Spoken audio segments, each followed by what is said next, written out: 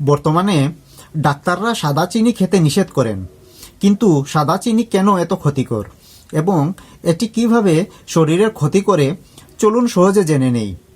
বর্তমানে সাদা চিনিকে white poison বলা হয়, কারণ সাদা চিনি খুব দ্রুত রক্তে মিশে যায়। এতে করে হঠাৎ ব্লাড সুগার স্পাইক করে এবং কিছুক্ষণ পর আবার হঠাৎ কমে যায়। এর ফলে শারীরিক দুর্বলতা, মাথা ঝিমুনি ও বেশি খিদে লাগে। বারবার বেশি চিনি খেলে শরীর ইনসুলিনের প্রতি কম সংবেদনশীল হয়ে যায় এবং ধীরে ধীরে টাইপ 2 ডায়াবেটিসের ঝুঁকি বাড়ে।